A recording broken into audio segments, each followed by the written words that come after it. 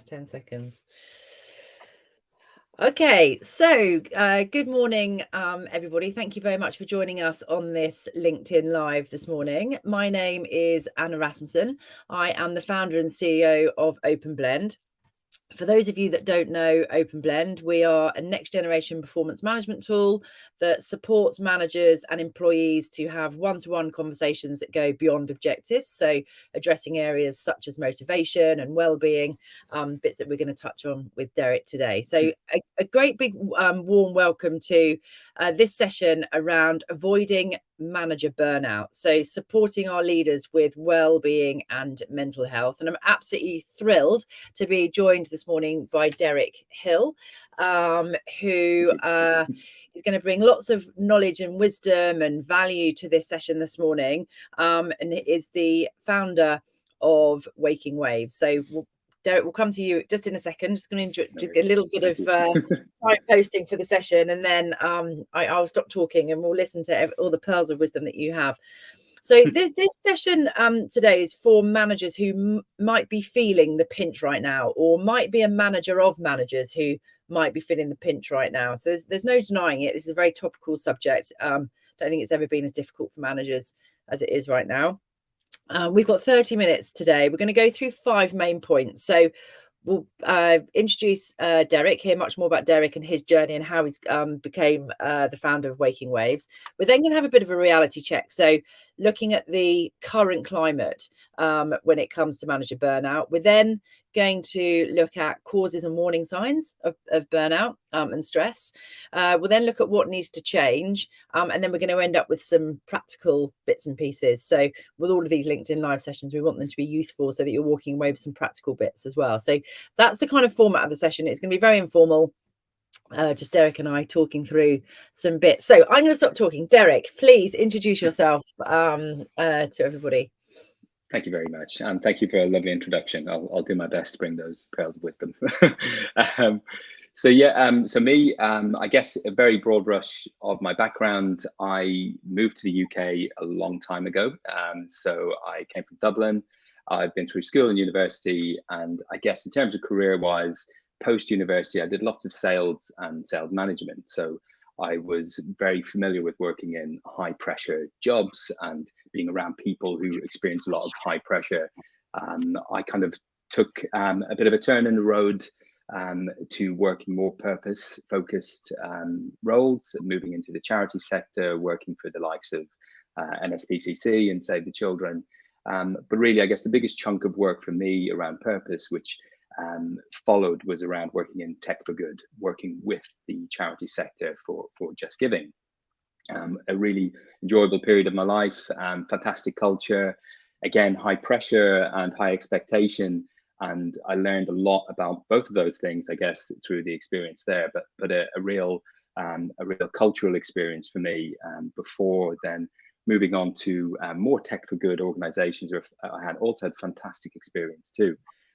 But I guess the backdrop of this and the things that changed for me, say, in the last 6 or 7 years, having a child, that changes things, I think.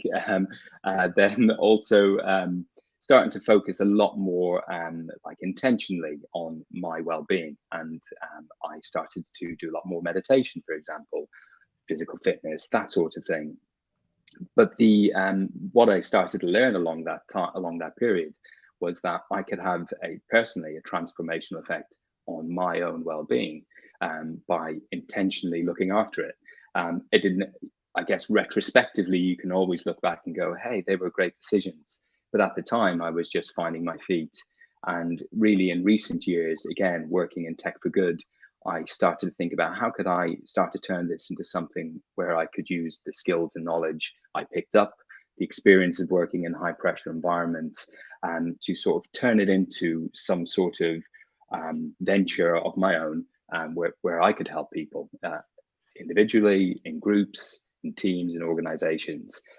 That has culminated in qualifying as a mindfulness and compassion teacher, picking up 2 teaching qualifications, which have been a fantastic experience. And then I guess the pandemic, everything that brought on really drove a lot of change for everybody. And I guess fast forward in many ways, my thoughts around what could I do, and that's when I started Waking Waves. I guess very humble beginnings. I've been going a year, but it's a really great opportunity to turn something I know has been extremely valuable for me into something which I feel can support other people, and also bringing, I guess, a different perspective, having worked in all the environments where I work with people to help them. So I know what it feels like to be a manager in these situations. I know what it feels like to be under great stress. Okay, that's isn't it, like, amazing things are born out of personal journeys in there as well. And you mentioned high pressure environments a few times in there. Mm.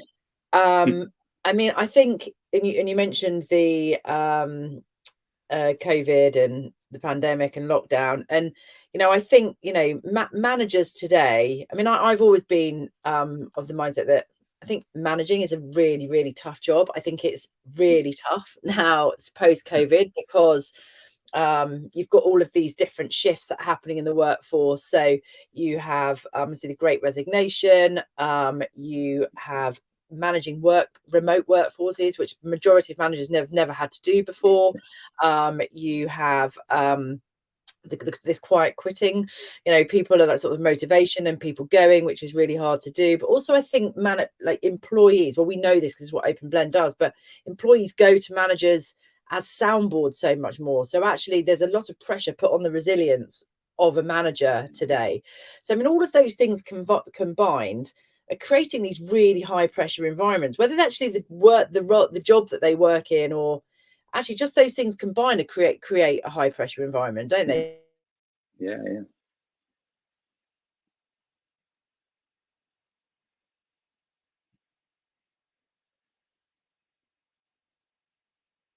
I think Anna's frozen, so I'll try to answer the question.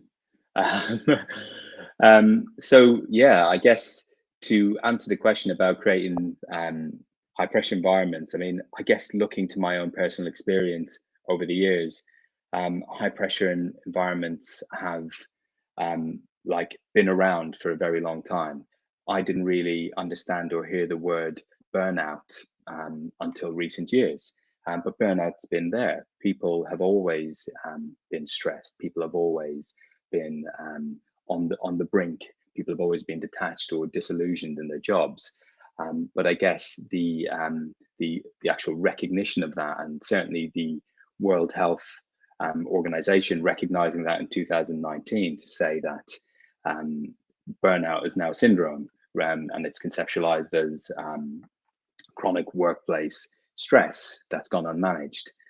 That also means that people who have rather chronic workplace stress that's gone unmanaged, and people who are exhausted, and manifests as exhaustion, detachment, disillusionment from their role, a cynicism about what they're doing, and then on top of that, a lack of efficacy in their job. I think Anna's come back. I feel like my internet just dropped off. I'm so sorry about that. No, not a worry. I kind of just ran with what you'd said, and I kind of left off at the point where basically the burnout hasn't been something which has been recognized up and until really officially as a syndrome up until 2019. And the World Health Organization has only recently seen it as a syndrome, and it's chronic workplace stress gone unmanaged, exhaustion, detachment from your job, a lack of efficacy. And I guess that consciousness plus the pandemic, plus already pre-existing high pressured environments is like it's not just a melting pot, it's a perfect storm of situations that will push people to the brink. And if stress affects you in a particular way, that it doesn't just make you high perform, or it doesn't just make you feel like kind of powered up for your job. If it makes you feel really overwhelmed, then you can very quickly go through the stages of burnout, and then it can be a situation where you find yourself burnt out just because you're doing your job, not because anything else in particular. Sorry, Anna, you might want to get your feet again. No, that's fine. No, I'm just listening. I mean, it's interesting there that you said, because what to create a bit of a kind of reality check to where we are today, and actually, a perfect storm with all of these different contributing factors, actually where managers are today. If there's managers listening to this today who are feeling the pinch, actually just taking a bit of a kind of step back and going, this is why. Actually, these are quite unprecedented times, aren't they, for managers? They're kind of frontline. They've got their day job to do, because they'll all be delivering against that day job as well. Then you've got the team to manage, the individuals to manage, everything, and everybody's in this kind of situation of the perfect storm. So I think that's a really interesting way of putting it. Well, can you just tell us a little bit about, so you said 2019 was the first time burnout was recognized as Well, by or something. yeah, by the World Health Organization. So I guess up until that point, it's a workplace phenomenon. Everybody knew of burnout. I think the term was coined in about 1974. So like people knew what burnout was. But I guess for me personally, it comes back to like stress, like chronic stress is something which leads to burnout. So people have always felt stress. We always experience stress, and stress, we need stress in our life. We don't need tons and tons and tons of it. We need balance more than anything else. We need to come back to a balanced state as human beings. So when we're in a situation where we're being bombarded with stress, and when the prospects and the outlook doesn't look like we can ever come out of that, that can make us feel even more hopeless, even more detached, even more reasons to to drop out, to quietly quit, which is interesting because that's also symptomatic of burnout. So if it wasn't really recognised until the World Health Organization in 2019, and actually you look at burnout and you look at chronic stress, and we need stress, there's understandably a bit of kind of confusion, isn't there? Like what picks up when something else stops off. So could you tell us what are the warnings, and what do you think some of the main causes of stress and burnout are, and what should people be looking out for in that? Yeah, I mean, it's a really good question. I'd love to talk loads about this. I guess the main causes of burnout, what you'll see on paper, are things like workload, or a lack of autonomy, perceived like lack of control, no decision-making power. You might have like unclear communication. You might have the goalposts being moved in your job, and suddenly have additional responsibilities. You may have to suddenly look after people's well-being, being totally ill-equipped to do this. I certainly know what it feels like many, many years ago, when in many ways, when I was a manager, I wasn't particularly equipped to deal with lots of these things. I was a kind, compassionate person, but I probably wasn't very able to deal with those concerns. And when the organization and individuals, and I guess the whole world really wasn't really aware of what burnout was, it certainly was something. It might have been just looked upon as a lack of professionalism. That person is not really engaged in their job. Perhaps they need to move on. They can't cope with it. It's too big for them. They're not. Yeah, the target's too big. They're not motivated. They're not interested in what we're doing as an organization. They're not connected to our mission. And this is a challenge for people as well, because you might join a really amazing mission-driven organization that has fantastic purpose about what they do, wonderful people, top talent. But the challenge there is people have finite resources, and those resources are depleted gradually and over time. And that period, that's sort of like often called like the honeymoon period, when you go in and you feel totally connected, engaged. Your stress is great. I mean, you need that stress, and that'll keep you motivated, and that will get you to achieve tasks at high performance. You need a moderate amount of that. What you don't need is at the point where you're optimally performing to start loading more and more on, just because you appear to have capacity. So there's got to be a point where people start to say, okay, I need to recognize my own capacity. And I guess I've got lots of ways you can do that personally, but I guess that recognition of your capacity needs to be done at an individual level as well as an organizational level, in order to manage the burnout, the chronic stress, which is going out of control in organizations. So what you're talking about there are sort of techniques for self-regulation. What are the warning signs? So what do you see? So so if someone feels they're stressed and they're tipping over, what are the signs of chronic stress? What are the signs of burnout where someone could turn around and go, right, I need to self-regulate this, I need to deal with this, as opposed to kind of getting your head on and kind of walking deeper into it? What warning signs should people be looking for? People who are feeling really overwhelmed all the time. Chronic stress can be like a general sense of disease, or like not feeling quite right. If you start to see people tuning out a lot more, again, just turning up on time, just doing the bare minimum could be symptomatic of it. People who are just not really motivated, seeming motivated by their targets, people being really cynical. Cynicism is often seen as one of the key signs, a sort of mental distance from your job, a lack of belief perhaps in the mission of the organization. And again, I'm not saying you have to believe in the mission of the organization, but it does help.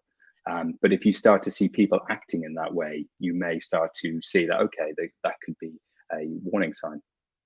So that's a warning sign looking at someone else who's got it. What about in yourself? What are the Yeah. warning signs? And Is it the same thing? yeah, well, it's very personal, isn't it? So like I guess they're the grouped sort of causes of, or rather the causes and the warning signs of burnout. But like, I guess how you experience stress can be deeply personal. So like as human beings, we need stress. And stress is I guess to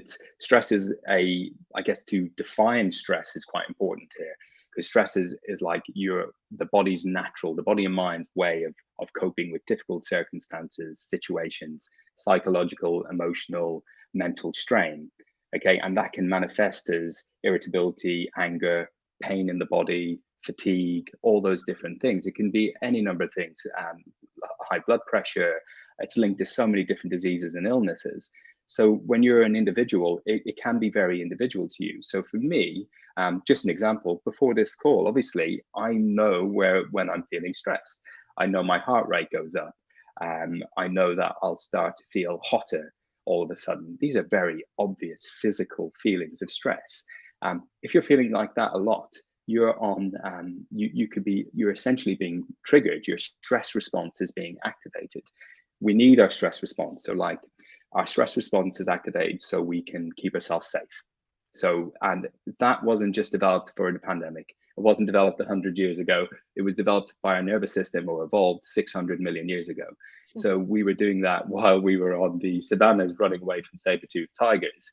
But we're not running away from them now. We're running away from Slack messages. We're running away from additional demands being placed on us, running away from a comment somebody's made.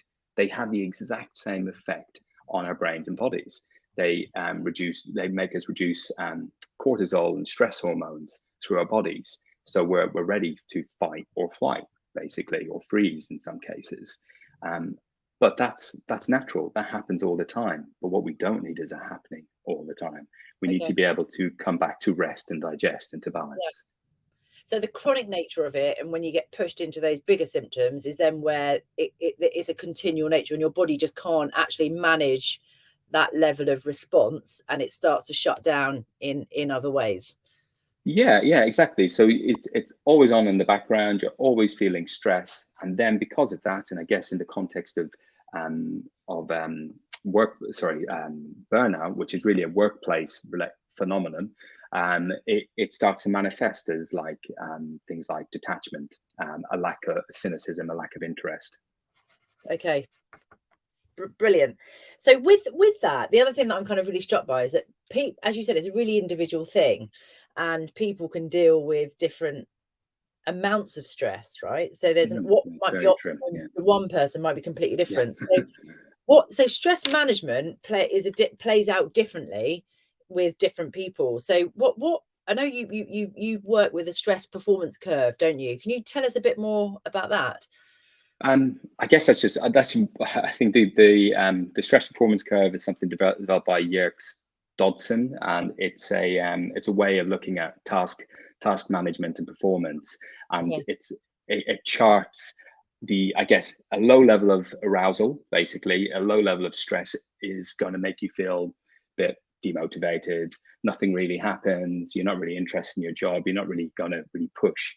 And then as you move up through the stress performance curve, you'll start to feel a greater motivation, greater arousal, which is where you start to get to your peak performance. Right. And then what tends to happen at that point, which I mentioned earlier, is that people then at that point think, I can do more and more of this. So they add more on, they take more responsibilities, they don't say no as much. And then the organization is looking at this and going, wow, high performer, brilliant, we'll give them everything. They're gonna get us a great ROI. So they give them more and more and more. The calendar becomes totally blocked. They've got tons of stuff to do. no time for rest, no time for recovery. And then what happens then is then the chronic stress can kick in the background. Because of this, then you're not noticing more of the symptoms, and then things start to go wrong. Things start to fall apart. Lack of focus, demotivation, exhaustion, and yeah, that could be burnout. And that's a fascinating tool, and to help facilitate a conversation, isn't it, between two people as well? Because actually, as a visuals between two, so as an individual looking at that visual, saying like plotting myself on this chart, where would that, where would I be? So taking a step back and looking at yourself, but also as a manager having a conversation with the individual, and helping them plot where they are as well, because you, as a manager, you've got a responsibility to get them in that happy place, in between. You've got no arousal or no kind of motivation, for no stress, so you're not excited about it, to there. So keeping that conversation live between two people, I would imagine, is quite a good tool for stress management as well. Yeah, I mean that and I guess any other tools at work that kind of work with how you operate as an organization. Because if you're able to have that conversation with someone, and if you're able to help them like self-identify what's causing them stress, what stress is for them, because often it's very hard to pinpoint what you experience as stress until you bodily experience stress. We talk about stress, we say I'm stressed out, but what are we saying when we say that? I'm really busy. This is one you hear all the time. What does really busy mean? I'm not able to make decisions, or I'm not able to prioritize. So I guess it's coming with the individual and saying, what are those words you're saying? What do they actually mean in the context of what you call stress? And working with those. And exactly as you say, you could use a tool like that, and you could say, okay, I think you're taking on too much. It sounds like you're really high performing, but you've got way too much ahead of you to take on as well. We need to regulate this a bit better, or we need to kind of cut back. And so just the last one on the warning signs as well. And this is, I'm just going to take this opportunity to ask about myself. Why not? And I think a lot of people do this. I'm joking with that, but I think I see this as a common thing, that actually you go through periods of time, and when you're in the moment, you're cracking on, and the adrenaline's going and going and going. It's only then retrospectively that you can look back and go, oh my goodness, I was so stressed. Like I was maybe touching on that chronic stress. Have you got any tips for, because you're not aware of it, you're in that sort of unconscious incompetence of being recognizing stress at that point. So have you got any tips for kind of, for people to sort of knock themselves on the head and go, wait, be careful here? Yeah, I mean, I guess again, I would always come back to how it physically feels, and like it's difficult.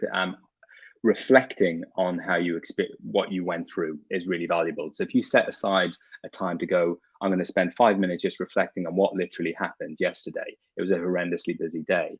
That will get you more in touch in general about what goes on for you. So you'll notice, oh, hold on, 4 times that day I did X.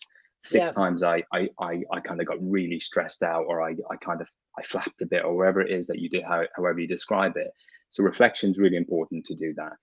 But actually physically pausing is just as important, whether that's taking a walk, whether it's having a drink of water, whether it's having a nice conversation with someone, reading a book, doing a breathing practice like abdominal breathing, taking a few deep breaths, and maybe not saying to someone, take a few deep breaths, but like offering that as a way. And so I guess with breathing, which is really valuable, is it activates our rest and digest. So that part of our nervous system, which calms us down, which sends a message to our brain to say, hey, it's okay.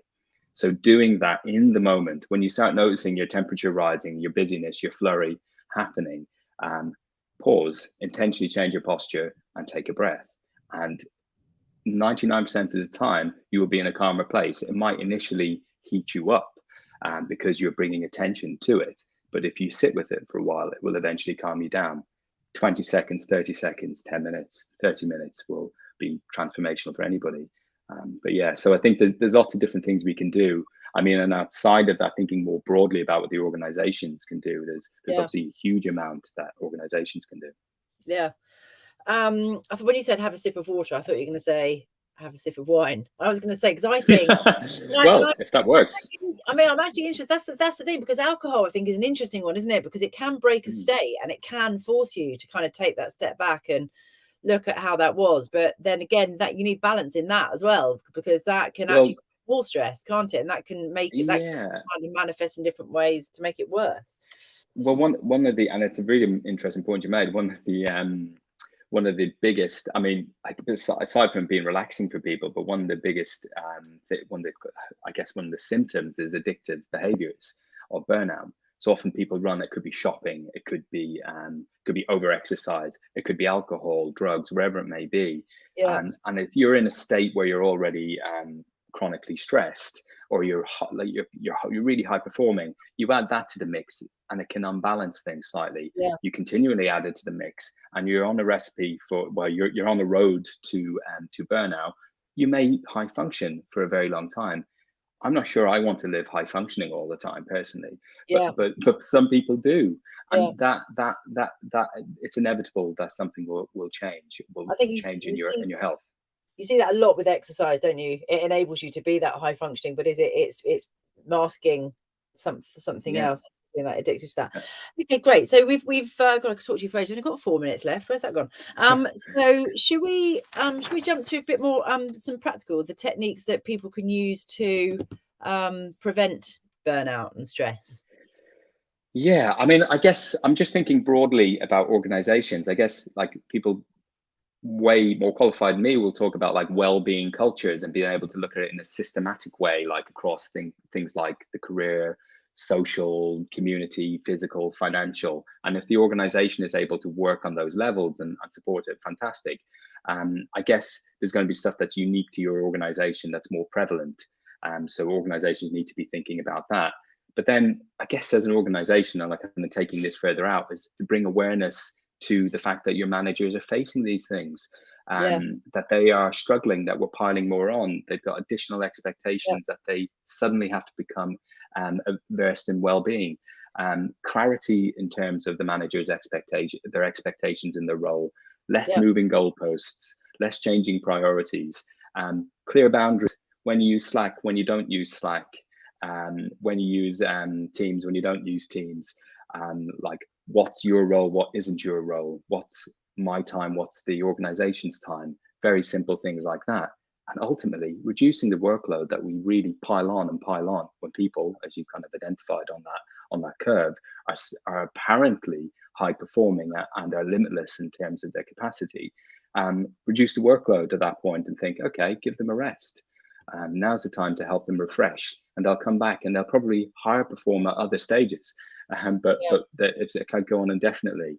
In terms of, sorry, go on, Anna. I was just going to say, because it's interesting, because their tips actually for an organizational level, but also they're completely relevant for a manager level. So we're managing other managers as well. Yeah. So the tips that come at an organization level, manager level, and then myself, keeping abreast of myself. So anything else on an organizational level? So maintaining awareness, or steady. When you were saying that, it's almost like steadying the ship, making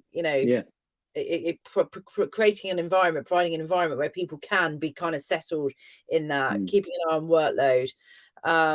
Anything else at an organizational level?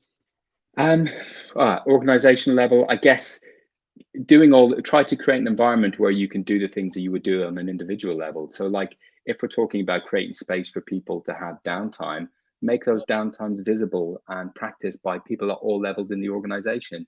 The leadership team will go for walks. They will share the experiences that they have. Okay, I'm picking one example. There could be loads. It's not just doing yoga classes. It's not just doing courses that are on stress management. Of course, these people talk about sticking plasters on things. You can stick plasters. You need a patchwork, really. You need a collection of things that works for your organization. Obviously, I'm going to be an advocate of looking at the kind of physiology, the mind and body stuff that helps people come to terms with it. I mean, I do courses which help people do that and help people within teams. But I guess the other part is the interaction between teams. It's the common humanity of it. Like other people are going through these things, share the experiences with people. It's actually, I hadn't thought about it before, but actually it's where OpenBlend and Waking Waves kind of come together, isn't it? One's very much about raising awareness of it and looking at it on much more of a group level. And then OpenBlend is much more about supporting those conversations between two people. We're going to run out of time. I'm not 100% sure if this is just going to cut off, actually. So if it does, I just want to say thank you so much, Derek, for joining us today. I've personally really enjoyed. Oh no, we haven't cut off. There we go. I've personally really enjoyed chatting to you, and just like big massive supporter of you going out there and raising awareness of what it is and what the warning signs are and how people can protect themselves, because I thought it was mental health, wellbeing and mental health day, wasn't it, on Monday? Absolutely. And there's lots of different images that are around, and I love the Lego one. Actually, I reposted it where it's got like a little Lego head, and it said, "We've only got one head. Let's look after it." I didn't actually see that. Yeah, it's good. I'll send it to you. So we've only got one head. Let's look after it, and that's right. You know, we're really valuable things, and we need to look after ourselves. And anything that can be done to kind of raise awareness around those and the causes, the signs, what we can do to manage that are so important. Absolutely. So, Derek, do you have a website for anyone listening here that can come on? Do you have sort of resources for the website and things like that? Absolutely. So everything is on wakingwaves.com. But if people want to have a free course, I provide a free course which has like guided meditations, for example, 7 guided meditations, instructional videos, wellbeing resources. That's wakingwaves.com/unlock. And that's free of charge for people to go on there and use that, is it? What's it? Sorry? Do you say free courses or? Of course, yeah. Okay. Free course. And obviously I do paid courses, bespoke courses for organizations. But if people want to just go on and get like, I guess, an introduction to like looking at your stress and the busyness of your mind, etc., how can you go about doing that yourself? That will give you a way in. And I guess on top of that, on Waking Waves on LinkedIn, I regularly post content there to help people think about their well-being. I try to do it in creative ways as well as in sort of sharing articles and my own insights. But yeah, so I guess very open to having conversations with people about how they might want to do it individually or as part of their organization or team, how they'd like to look at their stress and well-being and find, like, I guess, mind and body ways to support that. Very, very generous of you, and what a breath of fresh air in today's world where everyone's trying to make money out of everything all the time. So you got some free courses in there. So that's a gift for anyone listening that they want to tap into that. Absolutely. Thank you so much. No, absolute pleasure. Thank you, Anna. Yeah. It's been lovely speaking with you. Yes, we'll catch up soon. Thanks, Derek. Excellent. All right, take care. Bye-bye. Bye.